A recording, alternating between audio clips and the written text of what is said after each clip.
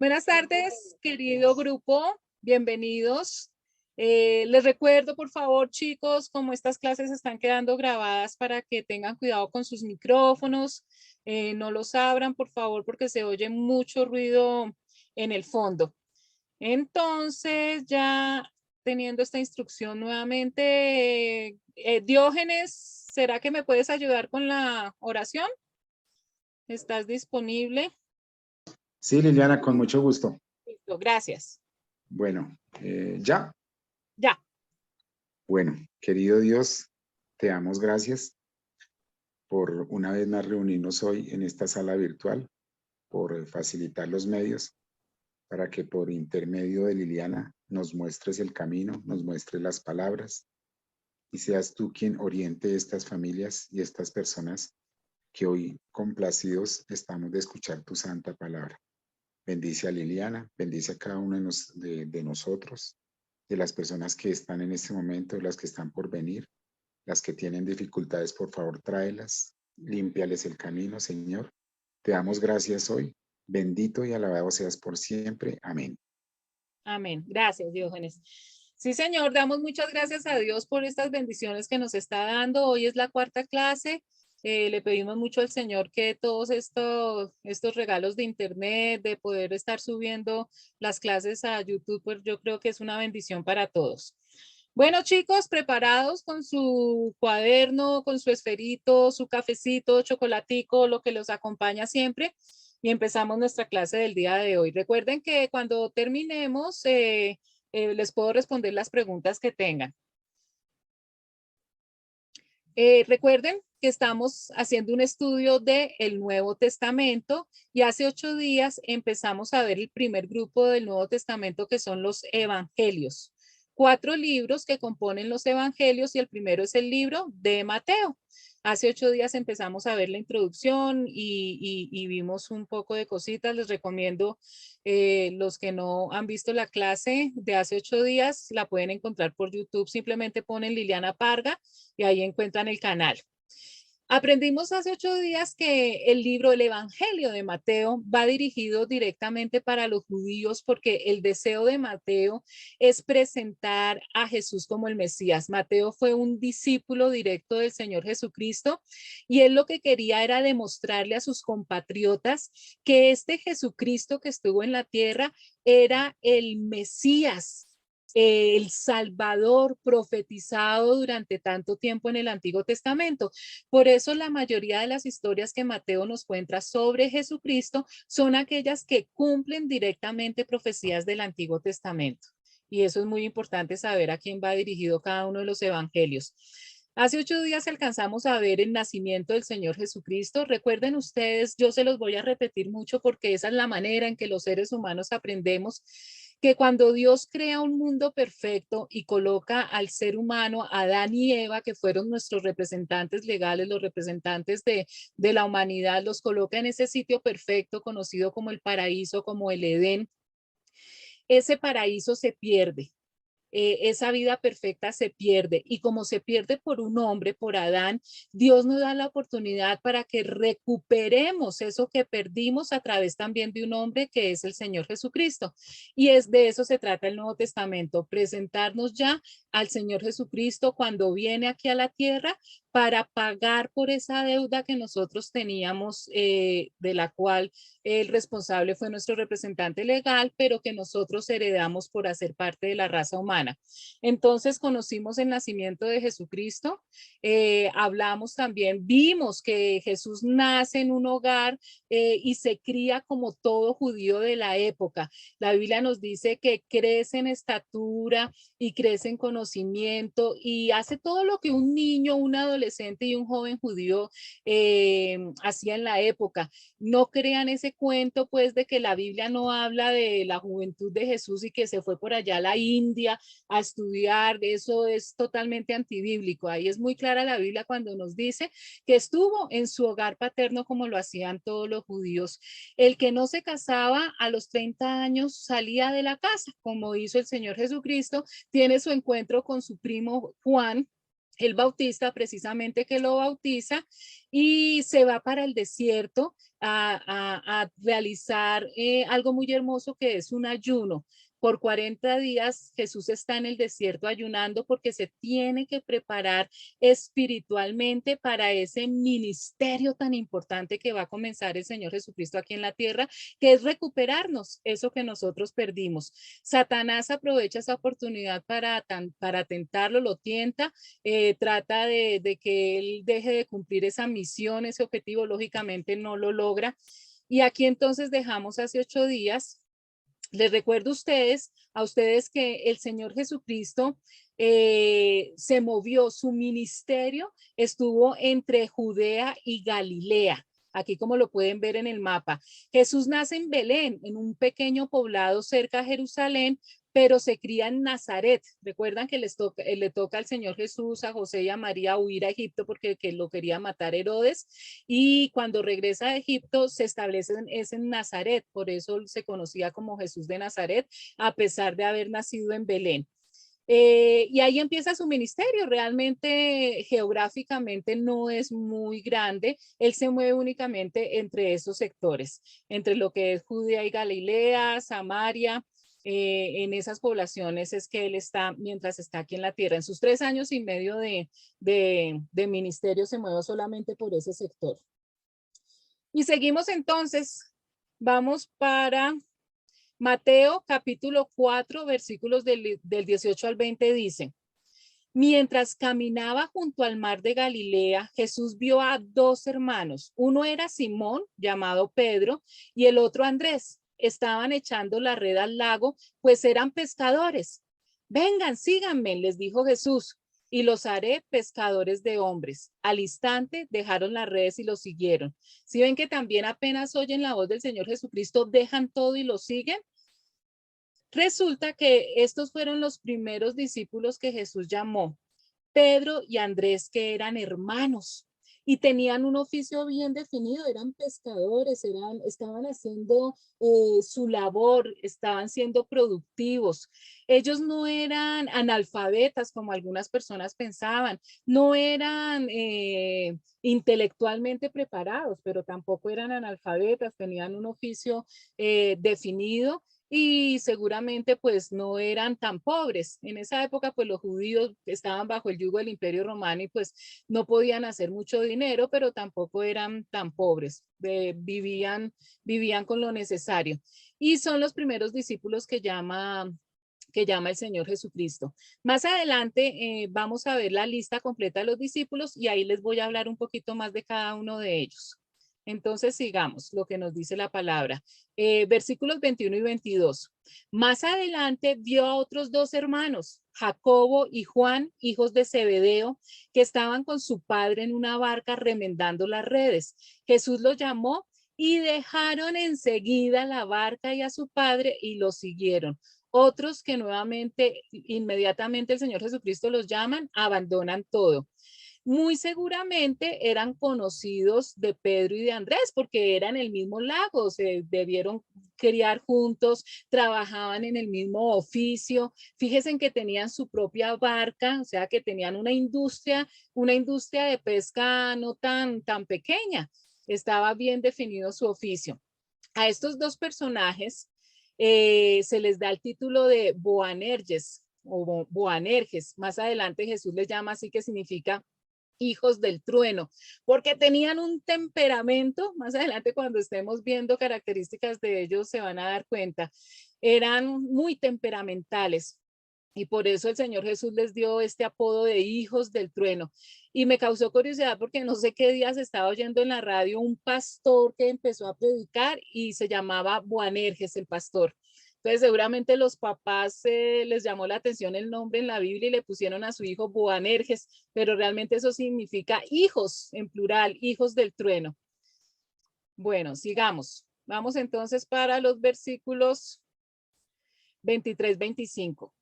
Jesús recorría toda Galilea enseñando en las sinagogas, anunciando las buenas nuevas del reino y sanando toda enfermedad y dolencia entre la gente. Su fama se extendió por toda Siria y le llevaban todos los que padecían de diversas enfermedades, los que sufrían de dolores graves, los endemoniados, los epilépticos y los paralíticos, y él los sanaba. Lo seguían grandes multitudes de Galilea, Decápolis, Jerusalén, Judea y de la región al otro lado del Jordán. Muy rápidamente el ministerio de Jesucristo creció, se volvió muy popular, se volvió famoso y lo empezaron a seguir de todas partes. Y Jesús tenía dos directrices únicamente: enseñar y sanar. Enseñar, primero acuérdense que él empezó hablando como hablaba Juan el Bautista, diciéndoles que se arrepintieran, arrepiéntanse, y enseñándoles la cercanía del reino de Dios. Y nos dice entonces la Biblia que también sanaba a todos los que llegaban cerca de él. Primero llegaba a las sinagogas. Las sinagogas eran esos sitios que nacieron en los 400 años de silencio. ¿Recuerdan el periodo intertestamentario? Cuando se acaba el Antiguo Testamento y comienza el Nuevo Testamento, hay un periodo de 400 años de silencio que corresponde al Imperio griego. En esos 400 años Dios no manda profetas, no habla con la nación de Israel, el nombre del Dios verdadero no se pronunció de manera tan contundente como en el Antiguo Testamento.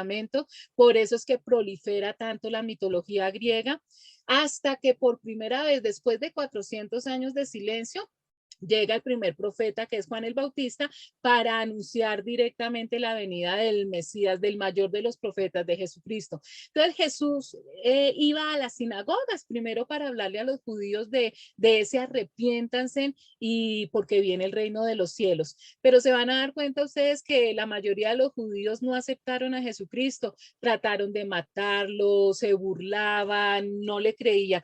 Entonces Jesús salía al campo, salía a los caminos y empezó a hablarle a todo el que quisiera escucharlo.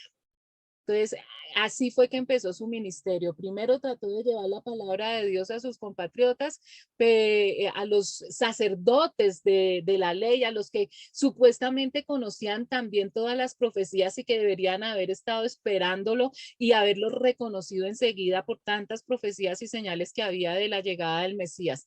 Pero no le creyeron. Entonces él salió al campo, salió a los caminos a predicar.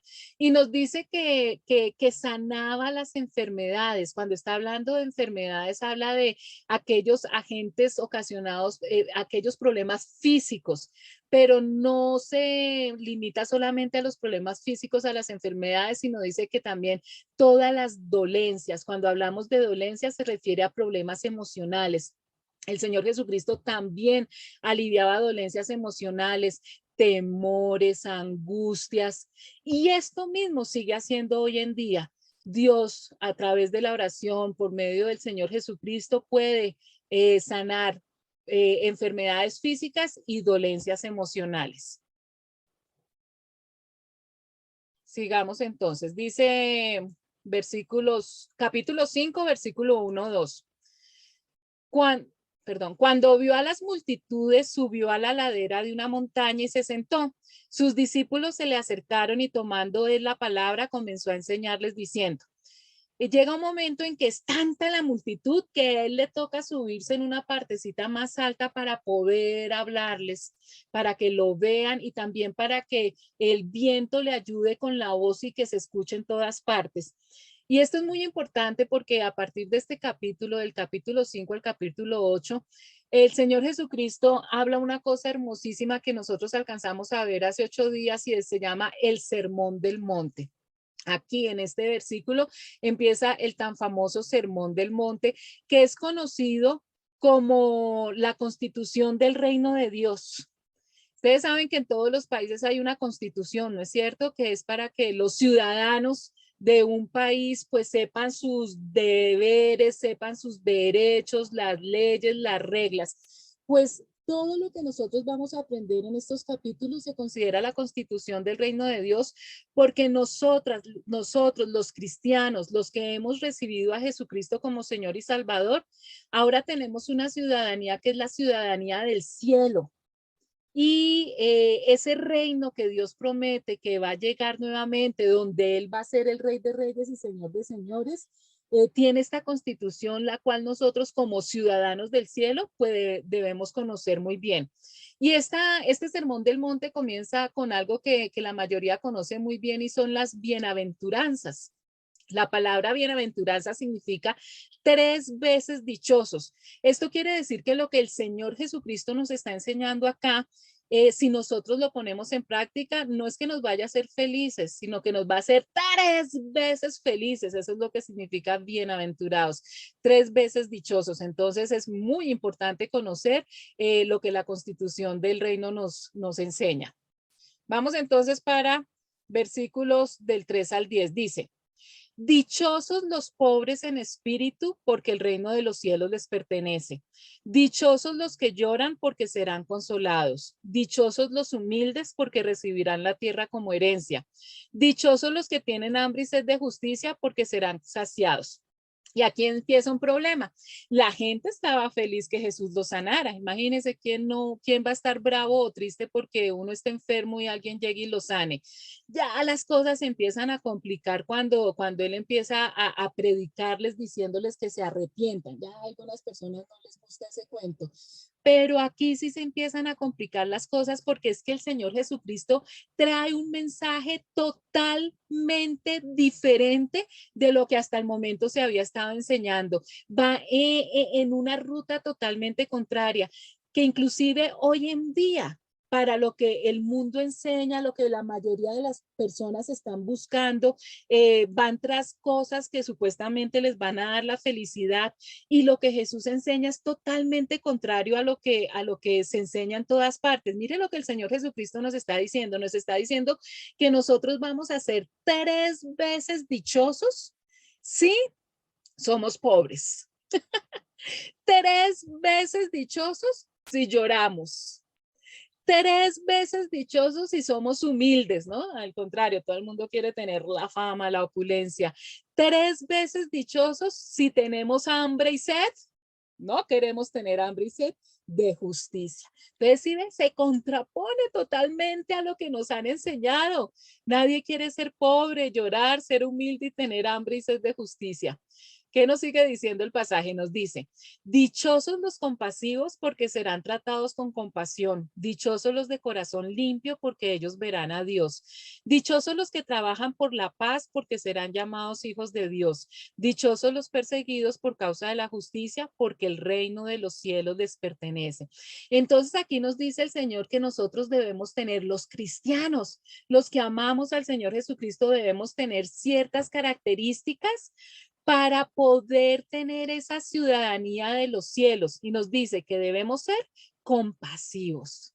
Nos dice también que debemos tener un corazón limpio. Nos dice que debemos trabajar por la paz, y nos dice el Señor Jesucristo que vamos a ser perseguidos por causa de la justicia. Entonces, estas son las características que debemos tener. Ahora, chicos, entonces vamos a ver bienaventuranza, cada una son 8, a detallarlas un poquito, no me demoro tampoco tanto en eso. Entonces, la bienaventuranza número 1, ya sabemos que 3 veces dichosos por practicar esto, dice: dichosos los pobres en espíritu, porque el reino de los cielos les pertenece.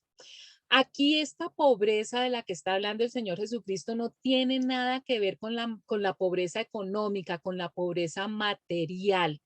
La pobreza que está hablando el Señor Jesucristo es cuando el cristiano, la persona, reconoce que espiritualmente necesita a Dios como Salvador. A eso se refiere esa pobreza, que anhelo reflejar el carácter de Jesús y que Él sea glorificado en sus vidas. Es decir, yo soy pobre porque yo no tengo nada que ofrecer, no puedo hacer nada para yo poder tener bendiciones, para sentirme feliz. Yo solita no puedo hacer nada. Yo reconozco que necesito ayuda, que necesito un Salvador. Ustedes saben que cuando un drogadicto o un alcohólico necesita desintoxicarse, ustedes no lo pueden llevar obligado a una clínica de desintoxicación. lo primero que le dicen a ustedes es que él tiene que ir por su propia voluntad porque él tiene que reconocer que tiene un problema y que necesita ayuda. Exactamente lo mismo hace Dios con nosotros en cuanto al pecado. Él no nos obliga, no obliga a nadie hasta que uno reconozca que es un pecador y que necesitamos de un Salvador, que nos estamos hundiendo y necesitamos de un Salvador. Y a eso se refiere ser pobres en espíritu, que yo no tengo nada, pobre total, no tengo nada y necesito al dador de todo. La segunda bienaventuranza nos dice, dichosos los que lloran porque serán consolados. Este llanto es de las personas que se arrepienten y lloran profundamente por sus pecados, reconocen su necesidad de Jesús y claman ante Él con el corazón contrito. Cuando yo entiendo que no soy nada, que no tengo nada, que necesito un Salvador, y ese dolor de mi pecado me hace derramar lágrimas, me hace llorar, esa es la manera de arrepentimiento más hermoso que Dios ama. Entonces no es llorar porque no tengo la casa, porque no tengo el cuerpo, porque no viajo, sino ese llorar porque soy pecador y no soy digno de nada. Sin embargo, el Creador me ama tanto que a pesar de que no tengo nada ni soy nadie, Él me recibe y me da absolutamente todo lo que Él tiene, que es todo, porque es el creador de absolutamente todo. La tercera dice, dichosos los humildes porque recibirán la tierra como herencia. Yo quiero que escuchen esto. La tierra como herencia. No sé, en la clase no sé qué días un alumno me hizo reír mucho porque estábamos hablando de escatología y él me dice, profe, entonces dejo de tomar mis clases de arpa porque como muchos piensan que cuando se habla del cielo es que nosotros vamos a estar por toda la eternidad en una nube tocando una arpita hasta que me lleguen las alas y ese panorama es lo más aburridor del mundo. No vamos a estar tocando arpa, entonces si alguien empezó curso de arpa para estar ducho en el cielo, no es así. Nosotros vamos a heredar la tierra, es aquí mismo en el planeta Tierra donde vamos a empezar a recibir las bendiciones. Entonces aquí nos está diciendo que a aquellas personas que confían plenamente en Dios y no se dejan llevar por las actitudes de otros o por las injusticias que ven a su alrededor. Nosotros sabemos que Dios es un Dios justo y que todas las injusticias que nosotros vemos aquí en el planeta Tierra, únicamente Dios puede acabar con esa. La justicia perfecta únicamente la recibimos a través de Dios. Entonces nosotros por eso no reaccionamos impulsivamente ante las situaciones, sino que esperamos con paciencia la dirección de Dios para actuar de acuerdo con su voluntad. No darnos golpes de pecho y pegarnos contra la pared porque qué mundo tan injusto. Ya lo sabemos porque el mundo está lleno de pecadores y jamás vamos a encontrar justicia en los seres humanos. Pero debemos esperar con toda confianza y con todo gozo que va a llegar el día en que el juez justo va a poner orden a todo esto. Entonces a eso se refiere, dichosos los humildes. La cuarta bienaventuranza nos dice, dichosos los que tienen hambre y sed de justicia, porque serán saciados. Y sigue con la justicia. Así ve el Señor cómo nos habla, porque hay muchas personas que sufren terriblemente y eso está bien, que no debemos ser indiferentes a la injusticia, pero también sabiendo que va a llegar el momento en que la justicia perfecta la vamos a encontrar. Entonces aquí se refiere a aquellas personas que anhelan que haya justicia y que sea la justicia de Dios la que se manifieste en la tierra. Ningún ser humano va a poder ejercer la justicia perfectamente porque somos imperfectos, entonces solamente la justicia perfecta llega de manos de Dios. Saben que aún en medio de todo lo que parece injusto en este mundo, Dios obrará tarde o temprano con su justicia. Muchas veces, la mayoría de veces, las injusticias que se cometen contra alguien, la respuesta favorable no va a llegar en esta tierra, en esta etapa que estamos viviendo, pero después va a llegar esa justicia. Quinto, dichosos los compasivos porque serán tratados con compasión. Y esto es bien hermoso. El corazón transformado por el amor y el perdón de Dios mostrará misericordia y compasión. Se identificará con el dolor ajeno y se compadecerá.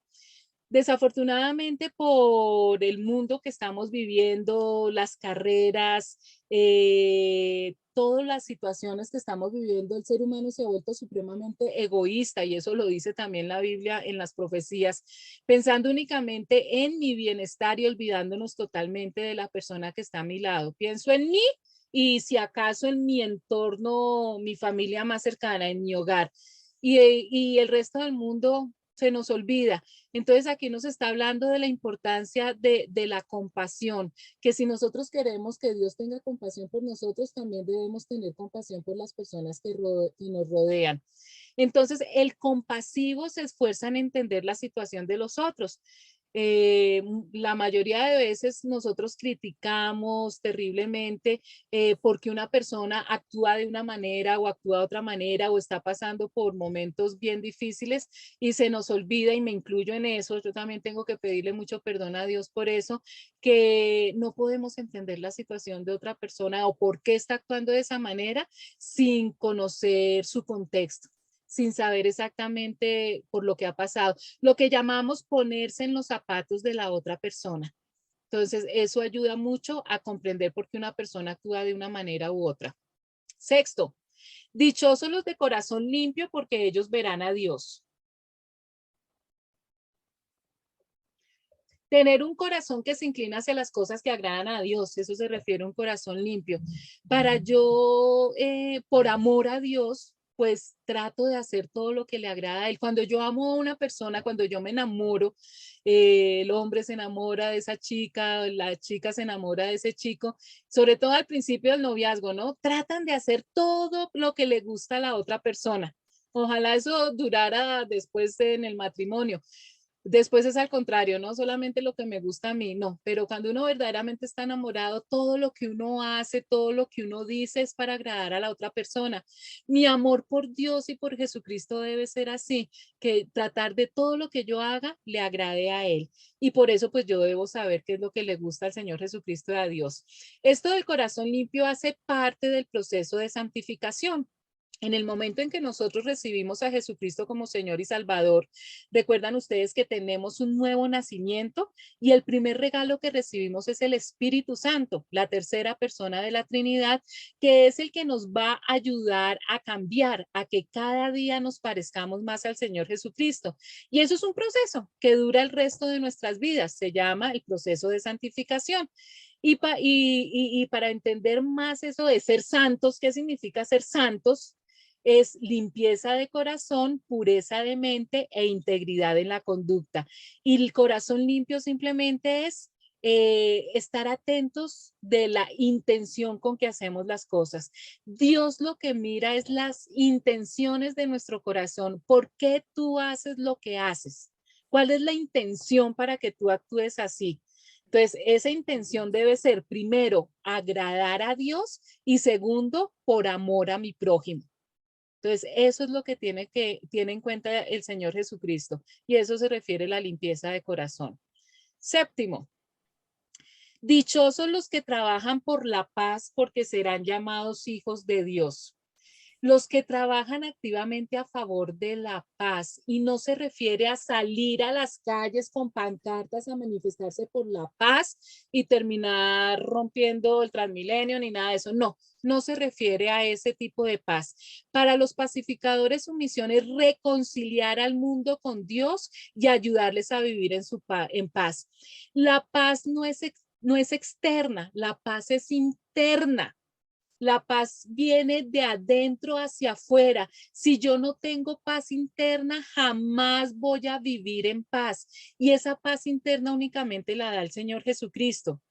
Entonces, para nosotros poder vivir en paz, no importando las circunstancias, el mundo se puede estar cayendo a nuestro alrededor y yo sentirme con paz y con tranquilidad en el corazón, sin temor, sin ansiedad, únicamente se puede lograr a través de Jesucristo. Y dice, ellos serán llamados hijos de Dios porque expresan de una forma especial el corazón del Padre, porque esa paz únicamente la da Dios. Entonces, no es la paz externa, si yo siento paz interna, voy a sentirme bien, voy a estar 3 veces dichoso.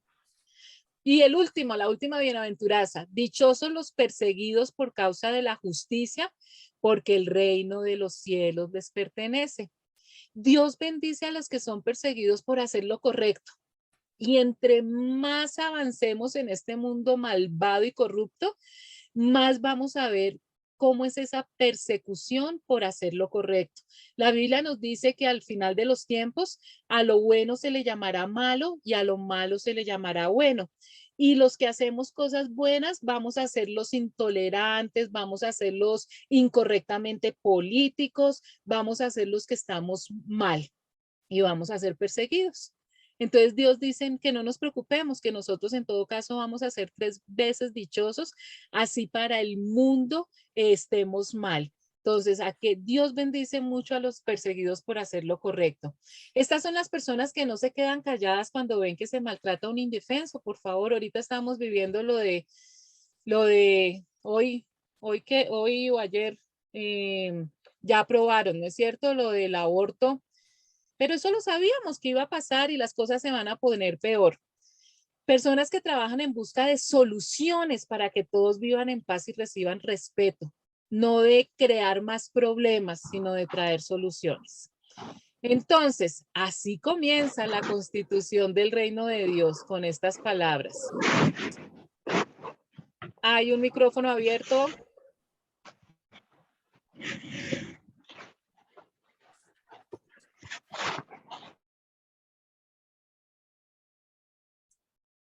Ya puedes activar el tuyo.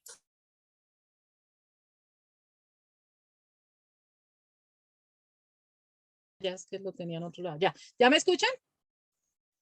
Listo. Seguimos entonces. Lili, ¿por qué Señora, será que se va la voz? Hay momentos que se va la voz. porque es que tenemos niños necios que no me colaboran con el micrófono y lo prenden, entonces Ivoncita apaga todos los micrófonos Revisa y tu me toca a internet, mí. porque si se te va la voz es por internet que estás usando. Pero yo me imagino que lo preguntas porque ahorita no me escuchaban, un segundito no me escuchaban. No, está diciendo esa intermitencia, pero es por el ¿Sí? internet de ella. Sí, sí. Ah, listo. Ok, gracias. Versículos 11-12. Dichosos serán ustedes cuando por mi causa la gente los insulte, los persiga y levante contra ustedes toda clase de calumnias. Miren esta contradicción, ¿no es cierto? Dichosos, 3 veces felices cuando a ustedes les pase todas estas cosas tan horribles. Alégresen y llénense de júbilo, porque les espera una gran recompensa en el cielo. Así también persiguieron a los profetas que los precedieron a ustedes. ¿Se acuerdan los chicos que vimos el año pasado el video de la cuerda, de la puntica roja? No sé si se los mostré. Lo que vivimos en este mundo, en este momento que estamos viviendo, es tan poquitico comparado con la eternidad, que por eso es que el Señor nos dice, miren las cosas que van a durar toda la eternidad. Miren al cielo, por favor, miren lo que va a venir y no se queden dando vueltas aquí en lo que está pasando en la tierra, sino fíjense en todo lo que el Señor les tiene preparados a ustedes. Desde el momento que nació el cristianismo, desde el mismo día que el Señor Jesucristo empezó a predicar, empezó la persecución. Los mismos judíos fueron los primeros que empezaron a perseguir a los judíos que se convirtieron. Recuerden ustedes que la iglesia cristiana comenzó con judíos. El Señor Jesucristo es judío. Todos los primeros discípulos eran judíos. Entonces eran judíos los que comenzaron la iglesia cristiana. Y fueron sus compatriotas judíos que no reconocieron a Jesucristo como el Salvador que empezaron a perseguirlos. El Imperio Romano entonces también comenzó una persecución porque vieron amenazados, pues que el emperador para ellos era un dios, vieron amenazado esta parte y empezó una gran persecución. El primer mártir de la iglesia cristiana en la Biblia es considerado Esteban. Esteban fue el primer mártir, murió apedreado, un muchacho joven, amaba profundamente a Dios, empezó a enseñar la palabra, empezó a predicar y sin embargo en su soberanía Dios no le preservó la vida. Ahí para que ustedes se den cuenta que todo depende de la soberanía de Dios. Y uno dice, pero este muchacho que tanto prometía y el Señor se lo llevó jovencitico. y otros los dejan mucho más tiempo. Eso hace parte de la soberanía de Dios y que nosotros muchas veces no comprendemos, pero que hay que aceptar con amor y con tranquilidad esa soberanía. Esteban, el primer mártir, muere apedreado. Y desde ese momento, hoy en día, ustedes no se imaginan la cantidad de países donde hay persecución cristiana y hay mártires, hay muertos por causa de estar evangelizando y predicando la palabra de Dios. Pero todos estos mártires tienen una recompensa especial en el cielo. En las etapas que vamos a vivir, tienen una recompensa especial. A eso se refiere lo que acabamos de leer. Seguimos. Versículo 13 dice, ustedes son la sal de la tierra, pero si la sal se vuelve insípida, ¿cómo recobrará su sabor? Ya no sirve para nada, sino para que la gente la deseche y la pisotee. Entonces aquí el Señor Jesucristo nos compara a nosotros. ¿Quiénes? Cuando usted dice ustedes, se refiere a nosotros, la iglesia cristiana, los hijos de Dios, los que hemos recibido a Jesucristo como Señor y Salvador. Y el Señor nos está comparando con la sal. Y hoy en día a esta generación yo creo que le resulta muy difícil pensar por qué el Señor Jesucristo nos compara con la sal como algo maravilloso, como algo hermoso. Desafortunadamente la sal está súper satanizada hoy en día, ¿no es cierto? Y le han dado una cantidad de características que realmente no es verdad, la han satanizado y pues nada, sal, no se puede hablar de sal. Y resulta que eso es muy peligroso porque dejar totalmente la sal, me vi un documental en Deutsche Welle hace poco, lo peligroso que ha sido que la gente suprima totalmente la sal de su alimentación porque están cayendo en una baja de sodio y de potasio que les están afectando los organismos. Como todo en la vida, todo extremo es malo. Si nosotros exageramos en echar sal, pues también es perjudicial, pero si la suprimimos totalmente, entonces los médicos ya están diciendo también las secuelas que está trayendo suprimir totalmente la sal. Tiene que haber siempre un equilibrio y una armonía en todo lo que nosotros hacemos. Pero la sal es algo hermosísimo que toda la vida se mantuvo en un estado muy importante. No sé si ustedes sabían, pero entre los griegos, los hebreos y los árabes, la sal era símbolo de amistad, de hospitalidad y de fraternidad. En ese aprecio tenían la sal. Y esto, por eso el Señor nos compara con la sal, porque eso quiere el Señor que nosotros los cristianos seamos eso, ejemplo de amistad, de hospitalidad y de fraternidad.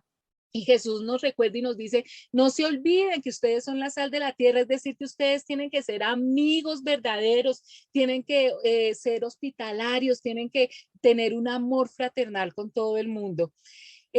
La sal se utiliza porque saboriza las comidas y ayuda a la conservación de carnes, de pescados, porque previene la corrupción.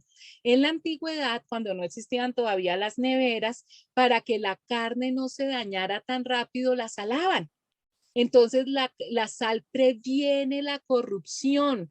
Y eso es lo que hacemos nosotros los cristianos aquí en la tierra. El mundo está podrido, el mundo tiene cosas horrorosas, pero no está peor gracias a los cristianos. Entonces nos está diciendo el Señor Jesús, esa es la labor de ustedes.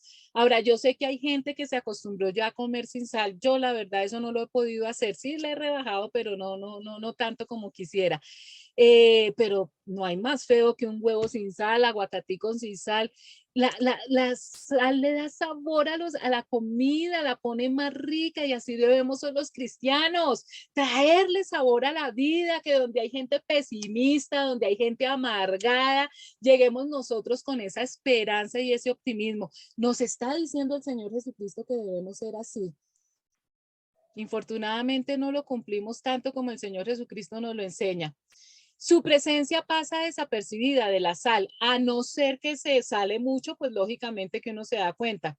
Pero por lo general uno no piensa en la sal solamente si no hay sal. Entonces, solo su ausencia es notoria. Y el Señor Jesucristo nos dice que así debemos ser nosotros, traer equilibrio y armonía donde lleguemos. Pero que cuando nosotros no estemos, nos extrañen. Qué rico es eso. Qué rico ser una persona que cuando uno se va de un sitio digan, ay, qué pesar, se fue fulanito. Y cuando no estemos en una reunión de cumpleaños o de Navidad, digan, ay, ¿cómo hace de falta fulanito? ¿No es cierto? Y no que digan, uy, qué pereza, llegó fulanito. No, el Señor quiere que nos extrañen, que nuestra ausencia sea notoria. ¿Sabías que en la época de los romanos la sal era tan valiosa que los pagos a los funcionarios públicos se realizaban en paquetes de sal? El término que utilizaron en latín para esta porción de sal era salarium, del cual proviene la palabra en español salario. Entonces, la palabra salario viene viene porque precisamente lo que se le pagaba a las personas era sal. ¿Cómo sería de valiosa la sal? Que de ahí sale la palabra salario. Entonces no me vengan ahorita a menospreciar mi salecita, caramba, que yo la quiero mucho y la quiero mucho precisamente porque es un ejemplo que está en la Biblia. Entonces, por eso es que el Señor Jesucristo nos compara con la sal, algo un condimento muy valioso. Yo no sé cómo pueden echarle tanto ají, tantas otras hierbas que para mí sí son fuertes y sal no, pero bueno, creo que hay muchos que están diciendo, no, Liliana. Versículos 14 y 16 dice, ustedes son la luz del mundo. Miren esta otra comparación tan linda. Una ciudad en lo alto de una colina no puede esconderse, ni se enciende una lámpara para cubrirla con un cajón. Por el contrario, se pone en la repisa para que alumbre a todos los que están en la casa. Hagan brillar su luz delante de todos para que ellos puedan ver las buenas obras de ustedes y alaben al Padre que está en el cielo. Recuerden que estamos estudiando la constitución del reino de los cielos, los deberes y los derechos de nosotros los cristianos. ¿Cuántos nos rajamos? Si estamos cumpliendo esto, estamos de verdad siendo testimonios, estamos llevando de verdad el título de cristianos como debe ser. Yo creo que más de uno, ¿no es cierto?, que nos rajamos. Aquí nos está comparando con la luz. Mire que yo veo películas de la Edad Media cuando todavía no se había descubierto la electricidad y me parecen tan deprimentes. Yo amo la luz, amo la electricidad, doy gracias a Dios por poder tener un bombillo. Nosotros somos la luz. Lo primero es alumbrar en medio de la oscuridad. El mundo está en oscuridad, el mundo está en tinieblas. Satanás los ha llevado a un corre-corre en busca de una cantidad de cosas disparatadas, sin valores, sin moral. Cada vez está más oscuro y más oscuro. Y la única lucecita que ellos pueden tener es la que un cristiano les puede reflejar. Sé la luz que ayuda a otros a ver. Nosotros somos ese faro en medio de la oscuridad. Y hace tiempo oía un chiste muy curioso, una historia muy curiosa, no sé si era chiste o pasó de verdad, no me acuerdo ahora, de un barco que estaba navegando y de un momento a otro vio una gran luz que también se le acercaba. Y el capitán dijo, Dios mío, este barco viene en la misma dirección que nosotros y empezó a pitarle y por el radio a decirle, nosotros somos un transatlántico, somos un barco muy grande, no alcanzamos a virar, a girar, por favor ustedes giren, a estribor, giren porque nos vamos a estrellar. Y esa de la luz le decía, no, nosotros no vamos a girar, giren ustedes, miren, tienen que girar a la derecha, a la derecha, a la derecha. Y el capitán todo bravo, pero qué orgullosos, no ven que nosotros, este es un barco muy grande, no puedo hacerlo girar a la derecha. Y el de la otra voz le responde, les toca a ustedes girar porque nosotros somos el faro de la ciudad y si siguen derecho se van a estrellar con nosotros. Así debemos ser, que nos vean en todas partes. Debemos ser luz en medio de la oscuridad. Y Jesucristo nos da esa luz a través del Espíritu Santo. Nosotros tenemos las herramientas para hacer luz. Si nos proponemos a estudiar el manual de instrucciones y a crecer espiritualmente, en cualquier sitio donde haya oscuridad, nosotros llegamos como ese faro de luz. Seguimos en nuestra Constitución del Reino, 5, 17, 18. No piensen que he venido a anular la ley o los profetas. No he venido a anularlos, sino a darles cumplimiento. Les aseguro que mientras existan el cielo y la tierra, ni una letra ni una tilde de la ley desaparecerán hasta que todo se haya cumplido. Palabras del Señor Jesucristo. ¿Qué nos está diciendo? Y chicos, volvemos a repasar los que estuvieron conmigo el año pasado. Hemos repetido esto a la saciedad, pero vuelvo y les digo que La mejor manera para que nosotros aprendamos los seres humanos es a base de la repetición. Pero aquí hay personas que de pronto nunca han oído este tema, entonces vamos a volver nuevamente a repasarlo. Resulta que así como Dios creó el mundo en 7 días, Dios dividió la historia de la humanidad en 7 etapas. Y a esto es lo que se refiere las dispensaciones. Dispensación es lo mismo que etapas. Entonces, la primera etapa que surgió con la humanidad se conoció como la etapa de la inocencia, que la perdemos, pero que Dios nos da una esperanza para que podamos recuperar ese paraíso. Y empieza la segunda dispensación o la segunda etapa, que es la etapa de la conciencia. Se llama la conciencia porque ya el hombre sabe distinguir entre lo bueno y lo malo, y la responsabilidad de los que vivían en esa etapa. La etapa de la conciencia comienza cuando Caín mata a Abel y se termina con la llegada del diluvio universal. La responsabilidad de las personas que vivieron en esa etapa era que escogieran el bien. Si ya sabían distinguir entre lo bueno y lo malo, pues que hicieran siempre lo bueno. Infortunadamente fue una de las civilizaciones más malvadas que ha existido. La civilización antediluviana, prediluviana, llegó a ser tan mala, tan mala, tan mala, que Dios decide acabarla con el diluvio precisamente. Pero nuevamente encontramos la misericordia de Dios. Y comienza la tercera etapa, que se llama la etapa de los gobernantes, porque Dios no decide acabar con toda la humanidad, sino que a través de Noé y de su familia, la humanidad, la raza humana sigue. Esta tercera dispensación comienza cuando se acaba el diluvio y se termina con la construcción de la Torre de Babel. En esta tercera etapa, para poder recuperar el paraíso que se perdió en la primera etapa, la idea era que los seres humanos que salieron, o sea, bajaron 8 personas del arca después del diluvio: Noé, sus 3 hijos y las esposas de sus hijos y la esposa de él, 8 personas, llenaran la tierra y se extendieran por toda la tierra para vivir vidas lindas, con buenos gobernantes. Pero aquí nace una figura que ya en la tercera generación de Noé, que se llama Nimrod. Nimrod fue el primer gran rebelde que existió después del diluvio. Él empezó a hacer todas las cosas al contrario de lo que Dios les había mandado, empezó a formar ciudades y a construir una torre para ser más grande que Dios. Y el castigo que llegó ahí, el juicio que llega ahí por desobedecer a Dios, es la confusión de las lenguas en la Torre de Babel. Y comienza la cuarta etapa. Entonces aquí ya Dios decide no tratar con toda la humanidad, sino crear una nación. Esta cuarta etapa, la patriarcal o las promesas, empieza cuando Dios llama a Abraham. Abraham es el primer patriarca con el cual Dios hace pactos, y de ahí nace una nación que tiene una función específica en esta tierra, la nación de Israel, que es preservar los libros sagrados, es decir, nuestro Antiguo Testamento, y que a través de su descendencia, de su linaje, llegara el Salvador, el Mesías. Entonces, es muy importante esta cuarta etapa. Esta cuarta etapa de patriarcal empieza con Abraham y termina cuando la nación de Israel llega a Egipto y los esclavizan. Entonces comienza la quinta etapa, que se llama la etapa de la ley.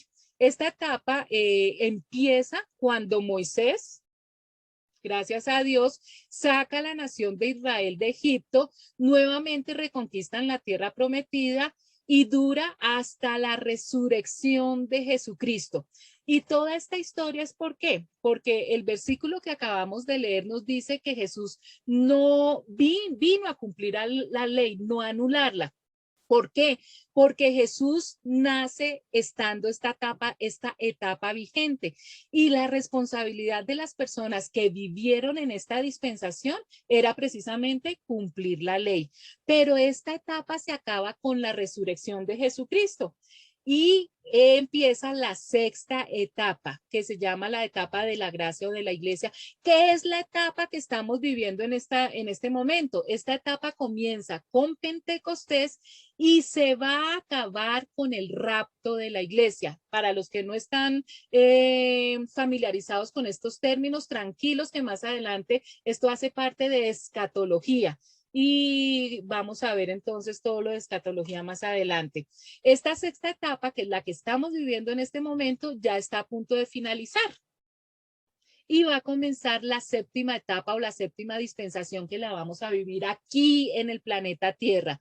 Va a pasar algo entre la sexta y la séptima etapa que también es parte de escatología y comienza la última etapa que se llama el milenio. Y como su nombre lo indica, es una etapa que va a durar 1000 años y que la Biblia también nos lo describe de una manera hermosa.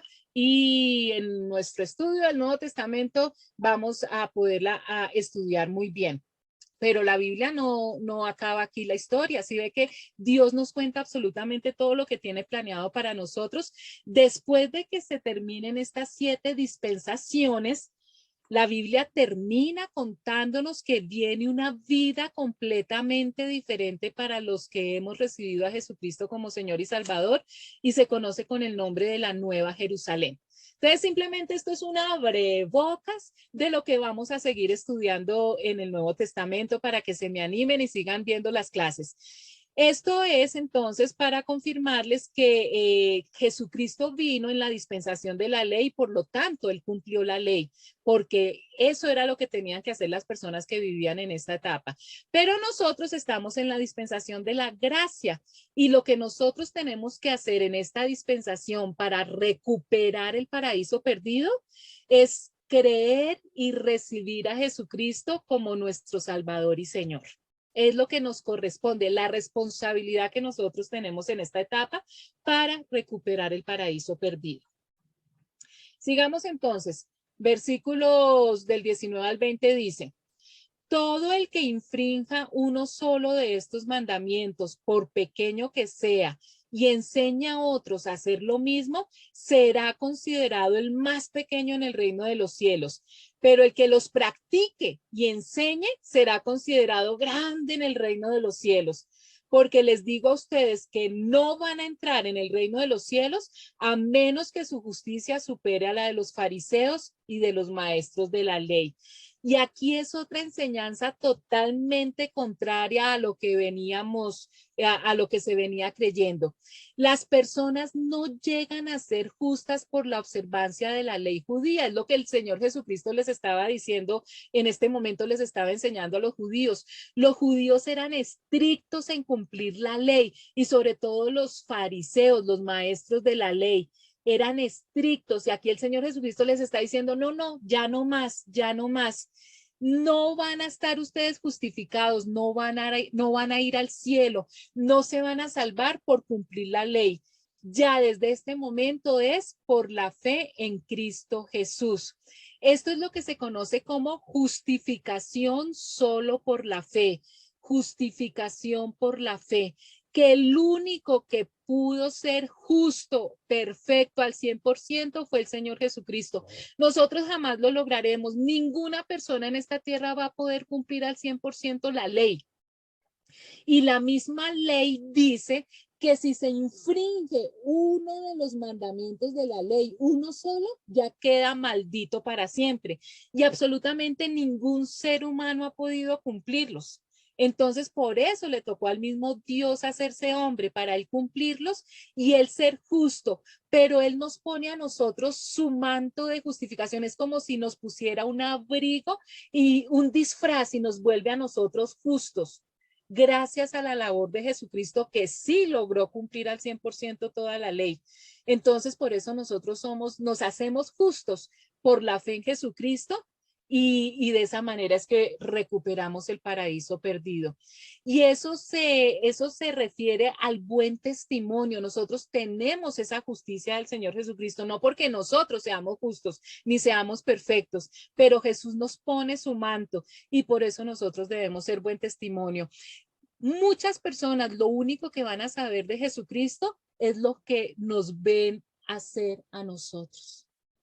Y en eso también nos rajamos los cristianos, porque nosotros sabemos que tenemos tres enemigos, los cristianos: Satanás, nuestra naturaleza pecaminosa y el mundo.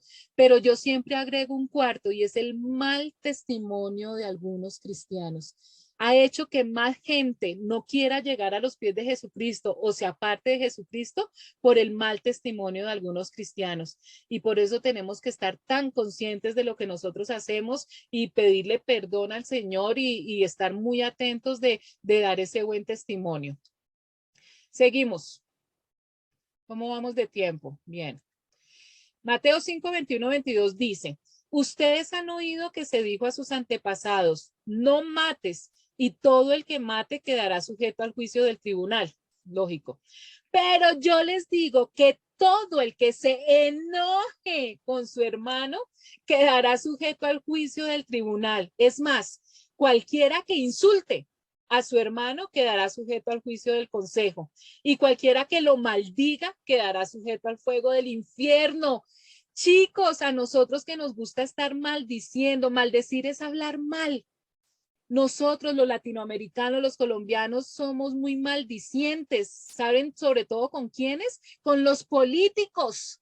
¿Cómo hablamos de mal? Y mire lo que Jesucristo nos está diciendo: quedarán sujetos al fuego del infierno, porque el Señor Jesucristo aquí nos está diciendo, vamos a cambiar la ley por el amor. Es verdad, hombres malos, hombres corruptos, hombres injustos, que no hacen sino cosas horribles, pero es que el castigo no depende de no está en nuestras manos y mucho menos en nuestras bocas. Y mientras ustedes no cambien todo esto de la ley, todo esto de la justicia por el amor, no van a encontrar esa paz que solamente se obtiene cumpliendo las enseñanzas de Jesucristo.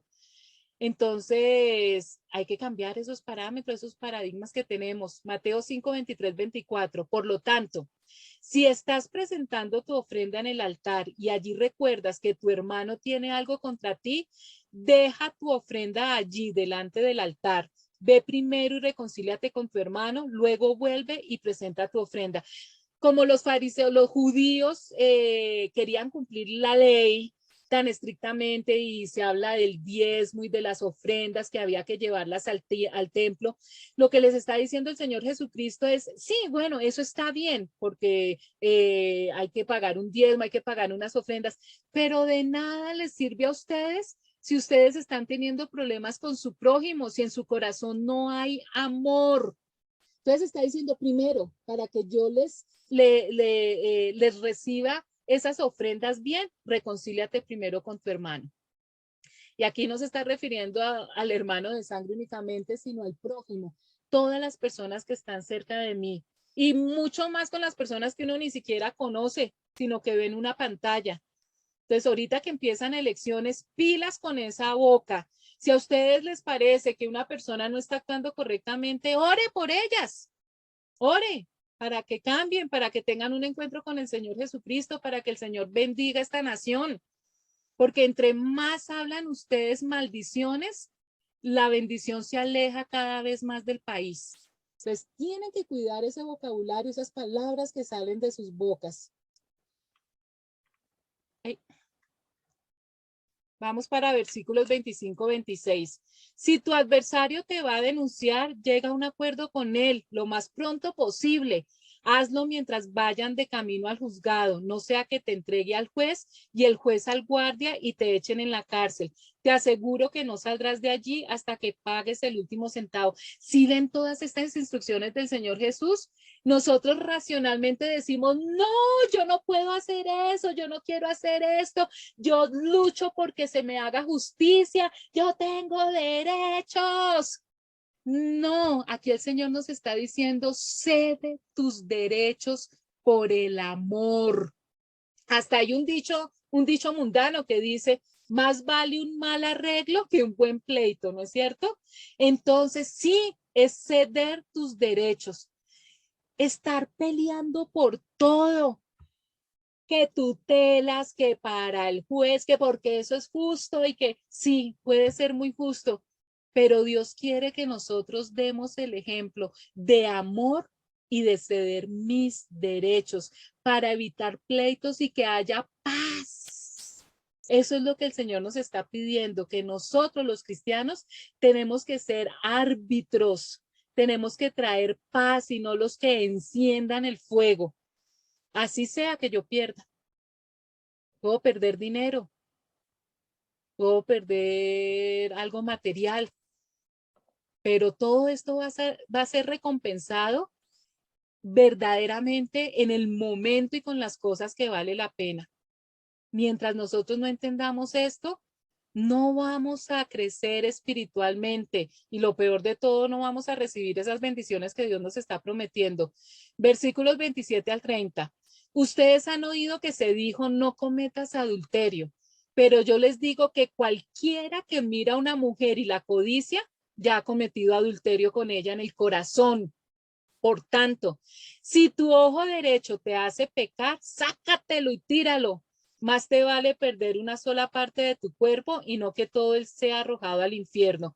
Y si tu mano derecha te hace pecar, córtatela y arrójala. Más te vale perder una sola parte de tu cuerpo y no que todo él vaya al infierno. Lógicamente aquí está hablando de forma simbólica el Señor, de que no es que literalmente nos quitemos un ojo la mano, pero nos está advirtiendo, nos dice, mire, está mal ser infiel, ¿no es cierto? Aunque para muchas personas hoy en día eso es normal, eso no está mal, pero inconscientemente, en su subconsciente todo el mundo sabe que ser infiel es malo. Esa ley, esos mandamientos los tenemos grabados en nuestro corazón. Tanto que lo hacen a escondidas, ¿no es cierto? La infidelidad la hacen a escondidas. Pero aquí no se está hablando únicamente de esa infidelidad física, donde hay contacto físico, donde hay penetración. El Señor Jesucristo va más allá, dice, si tú solamente en tu pensamiento ya tienes a una persona diferente a tu cónyuge, estás cometiendo adulterio. Miren cómo se va el Señor Jesús de más allá de lo que tú te imaginas. Entonces, tú puedes estar teniendo relaciones sexuales con tu cónyuge, pero estás pensando en otra persona en ese momento, estás siendo infiel. Y hoy en día, con el internet y los dispositivos, el estar viendo cosas por internet, por el computador, cada vez que tú haces algo de eso, estás siendo infiel. Los hombres casados no tienen por qué tener amigas mujeres. Las mujeres casadas no tienen por qué tener amigos hombres. La carne es débil. Eso se presta, eso es abrir puertas para la infidelidad. Entonces, que el amigo, que mi compañero de trabajo, que me envía el corazoncito, que me está escribiendo mucho, eso ya es infidelidad ante los ojos de Dios. Entonces, miren que la cosa es mucho más grave de lo que uno se imagina. Seguimos. 31-32. Se ha dicho, el que repudia a su esposa debe darle un certificado de divorcio, pero yo les digo que excepto en caso de inmoralidad sexual, todo el que se divorcia de su esposa la induce a cometer adulterio y el que se casa con la divorciada comete adulterio también. Mire esta enseñanza de Jesucristo. Hay una voluntad de Dios que es una voluntad perfecta. La voluntad perfecta de Dios nos dice que tú te casas hasta que la muerte los separe. Cuando tú te casas con una persona, estás haciendo un compromiso con esa persona, estás firmando un contrato por perpetuidad. El amor influye, pero no es el amor el que mantiene ese contrato, es tu palabra. Tú decides estar con esa persona hasta el final de tus días y se repiten las palabras, ¿no es cierto? En la salud y en la enfermedad, en la pobreza y en la tristeza. No dice en ningún momento hasta que te deje de amar, porque es un contrato, simplemente. Entonces, esa era la voluntad perfecta de Dios, que el matrimonio era hasta que la muerte los separe. Pero existe una voluntad permisiva de Dios, una voluntad permisiva de Dios precisamente por el pecado que comete el ser humano, ¿no es cierto? Entonces, él dice, bueno, a excepción de, si vieron la frase que decía, a excepción de inmoralidad sexual. Eso incluye, entonces, la infidelidad. O sea, yo me puedo separar ante los ojos de Dios de una persona porque me es infiel, porque me dejó. por cualquier perversión sexual, que ustedes no se imaginan las cosas terribles que hay, por maltrato físico. Entonces, estudiando este versículo, el matrimonio, el divorcio y las segundas nupcias, no es lo que Dios quisiera, pero hay excepciones en cuanto a eso. Entonces, si ven que él está añadiendo o está profundizando en cosas que la ley decía, pero él les está añadiendo siempre el acto de amor. Está dándoles esa puntadita de amor. Vamos para versículos 33, 37, dice, también ha oído que se dijo a sus antepasados, no faltes a tu juramento, sino cumple con tus promesas al Señor. Pero yo les digo, no juren de ningún modo, ni por el cielo, porque es el trono de Dios, ni por la tierra, porque es el estrado de sus pies, ni por Jerusalén, porque es la ciudad del gran rey. Tampoco jures por tu cabeza, porque no puedes hacer que ni uno ni solo de porque no puedes hacer que ni uno solo de tus cabellos se vuelva blanco o negro. Cuando ustedes digan sí, que sea realmente sí, y cuando digan no, que sea no. Cualquier cosa además proviene del maligno. Entonces aquí el Señor nos está diciendo que nosotros no debemos jurar en absoluto, solamente digamos sí o no y cumplir con esa palabra. No tenemos que jurar por nada y se lo prometo y lo hago, no. Que las personas ya nos conozcan que si yo digo sí lo voy a hacer y si digo no, no lo voy a hacer. Antiguamente el valor de la palabra. Prefiero hacer y no prometer que prometer y no hacer. Entonces, ante los ojos de Dios, cuando uno promete hacer algo y no lo hace, es terrible para los ojos de Dios. Por eso Dios nos dice, no prometan. Es mejor que no prometan. Entonces, acostúmbrate a que tú sí sea sí y tú no sea no. Versículos 38, 42.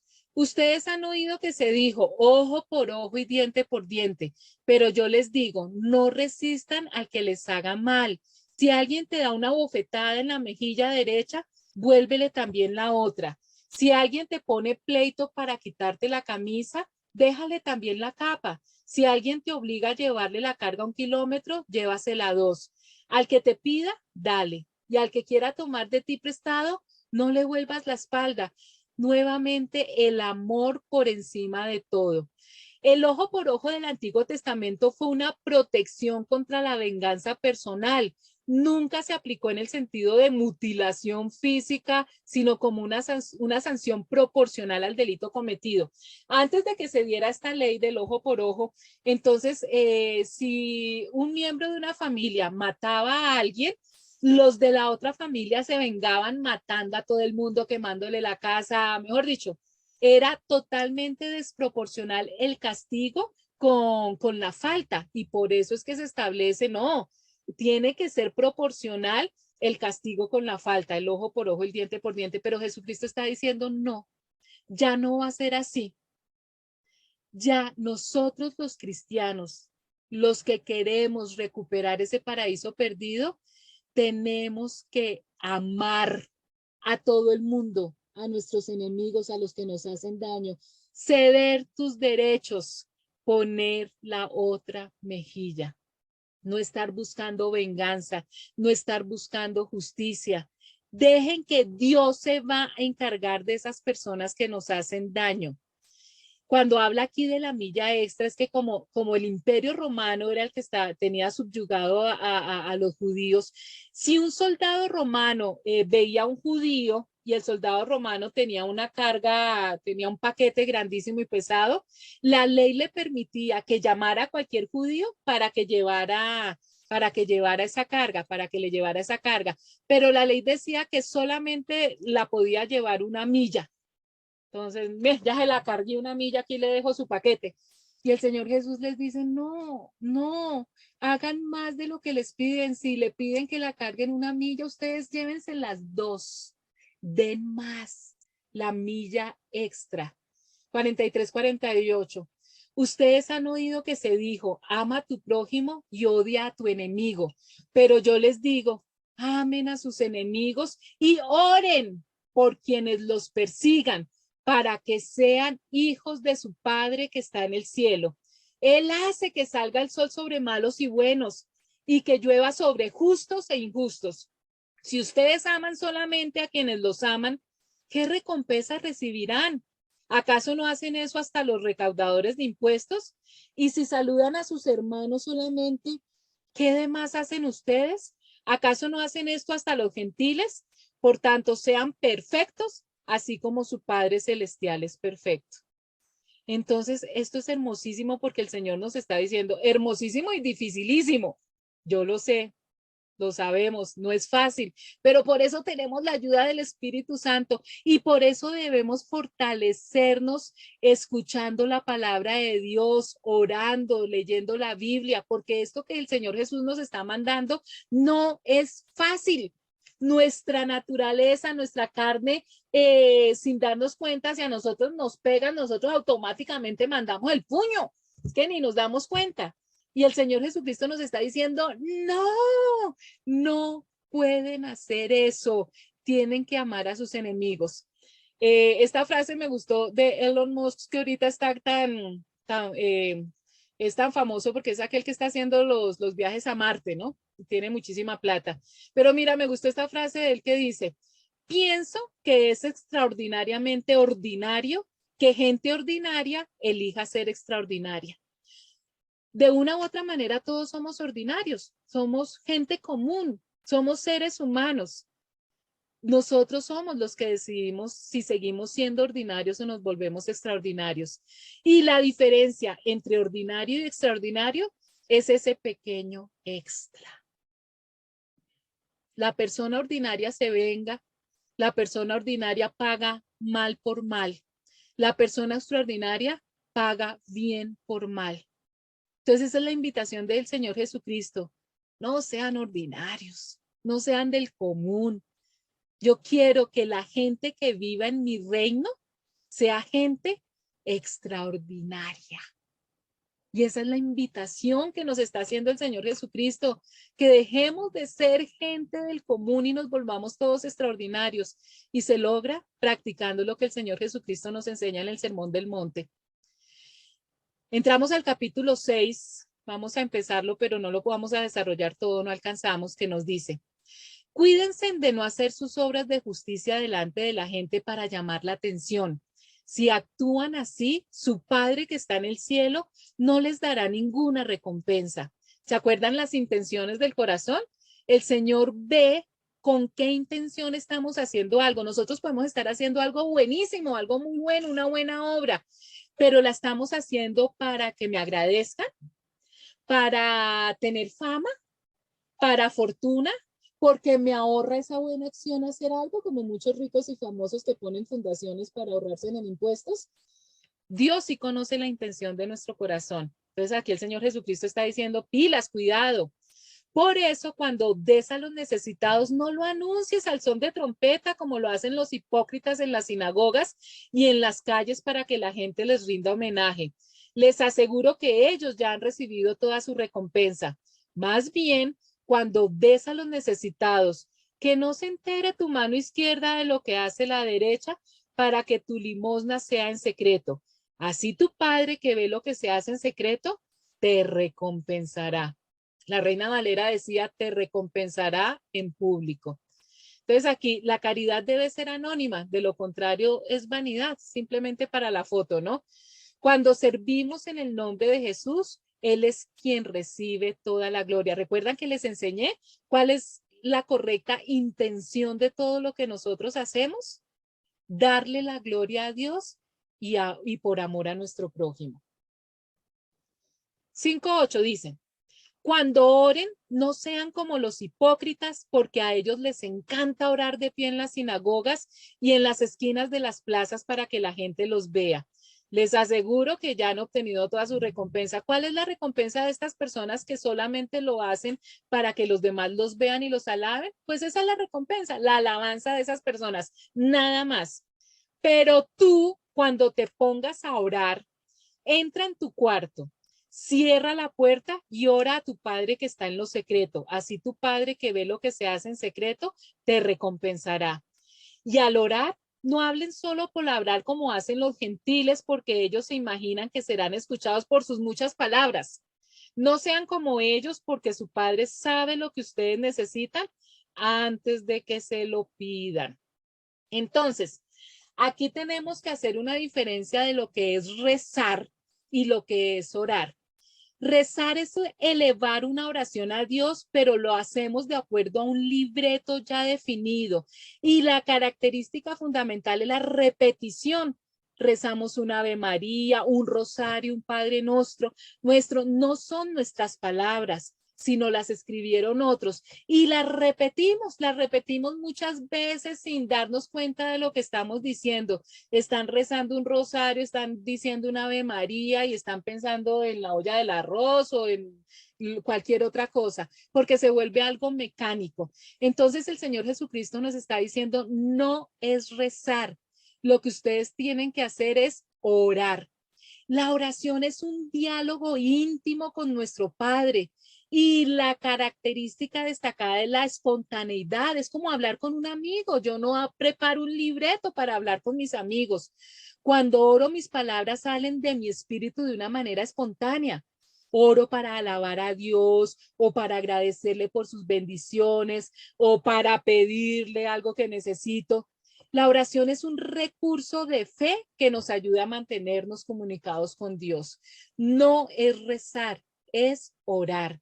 Orar es hablar con Dios, así como yo estoy hablando con ustedes, así como ustedes hablan con sus hijos, con sus padres, es hablar con Dios, no es repetir palabras. Y en la Biblia nos dan tips de cómo debe ser esa oración. Primera de Tesalonicenses 5:17 nos enseña que nosotros debemos orar sin cesar, no sin César, no me vayan a sacar a César en las oraciones. Orar sin cesar significa que en todo momento yo tengo que tener una conversación con Dios. Esas conversaciones internas, esas conversaciones mentales de yo con yo, lo que yo pienso, no los hagan con ustedes mismos. En todo momento pueden estar hablando con Dios. Dios sabe lo que tú estás pensando, entonces tú puedes tener una comunicación con Dios las 24 horas o el tiempo que estés despierto. Salmo 5:3 nos dice, por la mañana, Señor, escuchas mi clamor. Por la mañana te presento mis ruegos y quedo a la espera de tu respuesta. Esto fue escrito por Salomón. Los hombres de Dios, ¿a qué horas empezaban a hablar con Dios? Miren estas claves, dice por la mañana en el Antiguo Testamento. Miren lo que nos dice también Salmos. Yo, Señor, te ruego que me ayudes por la mañana bajo tu presencia en oración. ¡Oh! Por la mañana. Otra vez en Salmos 119. Muy de mañana me levanto a pedir ayuda, en tus palabras he puesto mi esperanza. ¿A qué horas? Por la mañana. Acá ya dice muy de mañana. Mira lo que nos dice en el Nuevo Testamento Marcos. Muy de madrugada, cuando todavía estaba oscuro, Jesús se levantó, salió de la casa y se fue a un lugar solitario donde se puso a orar. Jesucristo, el mismo Dios oraba con el Padre, el Hijo oraba con el Padre y nos dice que muy de madrugada. Aquí hay un patrón que no podemos negar. Entonces, ¿qué nos está diciendo que es lo más conveniente empezar a orar a qué horas? Por la mañana.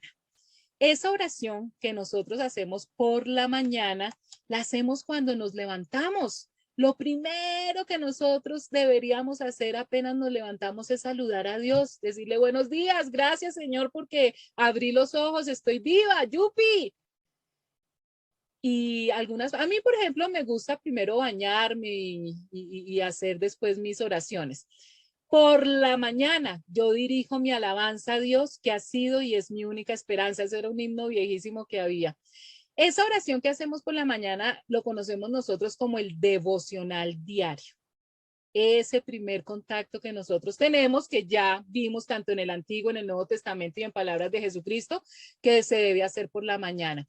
Entonces, cada uno define según sus horarios, según el tiempo que tenga, en qué momento puede hacer su devocional diario. Hay una película hermosísima que se la recomiendo, que nos enseña muchísimo cómo orar, cómo hablar con Dios, que se llama Cuarto de Guerra.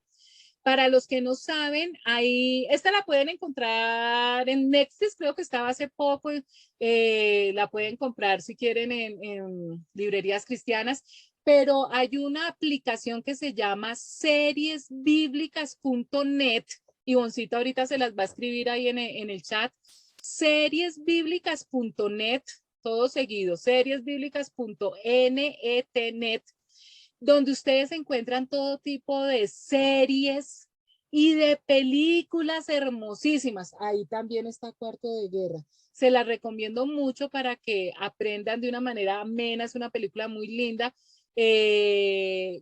La forma de relacionarse con Dios, cómo hacer ese devocional y cómo hacer esas oraciones. No se escucha.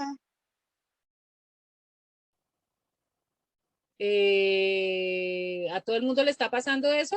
No, sí se Yo escucha. escucho, Sí, yo sí. sí oigo. Sí, sí se escucha. Sí se escucha. Escuchamos bien acá. Sí, bueno, entonces es a ti que moviste Se algo. corta. A mí Permíteme también me pasa. Es Se corta. internet. ¿Será? No se está Es por el escuchando. internet. Sí, es por el Yo internet. todo el es tiempo por eso. escucho bien. Depende del operador que se tenga. Sí, ¿no? depende, Yo también depende todo del el tiempo sitio que uno escucho esté. perfecto. Sí, sí, depende. Menos mal que están quedando grabadas y la pueden repetir. Chicos, entonces vamos a dejar aquí y Dios mediante, entonces dentro de 8 días seguimos con este tema de la oración que espero que les... ¿Aló? a ver, ¿sí me están escuchando? Vamos entonces a dejar aquí. Sí, Sí, señora, sí señora. estamos escuchando. Listo. Entonces, Ivoncita, podemos dejar